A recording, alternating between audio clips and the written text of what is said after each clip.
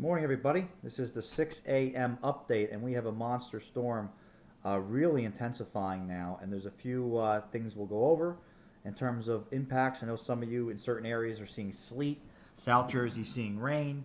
It did start a little quicker than expected, but overall, I think the general idea is on track here.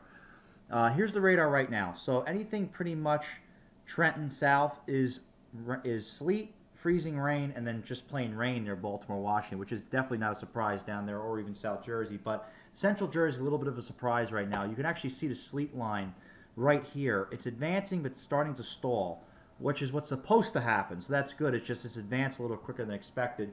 What should eventually happen, though, is this should pivot around, and New York City, you're going to get in on this. It's not going to happen yet, but sometime this morning, you're going to turn over some sleet, and that will keep the accumulations lower than obviously the highest zones. We'll go over that in a minute. Long Island, never going to get much there. South Jersey, you're done. Central Jersey, it's going to be a big battle zone here, guys. You're going to go sleet, back to snow, back to sleet. It's all going to depend upon the intensity of precipitation and the exact track of the low pressure center, which honestly nobody really knows right now. We're talking a difference of 15 miles could make or break your snowfall forecast. Here's the latest short range model. It shows that sleet line right here. This works its way up. This is 8 o'clock in the morning. You could see the battle zone. So who's ever in this area, you're not going to get much snow. So whatever you got already, that's pretty much it. You'll get maybe an inch of sleet on top of it. But north and west of this, even New York City, it's a battle zone. So it's not over for you guys. Don't get discouraged. You can see this advances and goes back and forth throughout the day. And some models have it a little warmer, some models have it a little colder. But what I think is if you took this little finger I have right here and drew a line like this, so just up to Route 78, cut into New York City,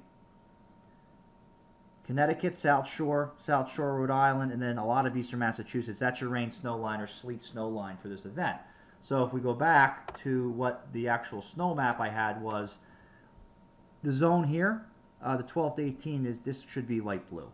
And as should this be right here. So this whole corridor, which is that I-95 we talked about, is a little bit warmer than expected, which, again, warmer than I expected, but the risk was always there, and it's important to acknowledge that there will be lesser accumulations there. Interior, though, everything's on track. And the winds, don't forget about the winds. It's going to be gusting 45 to 65 miles an hour at the coast, and although it might not be snow, it might be sleet, the precipitation is going to be intense.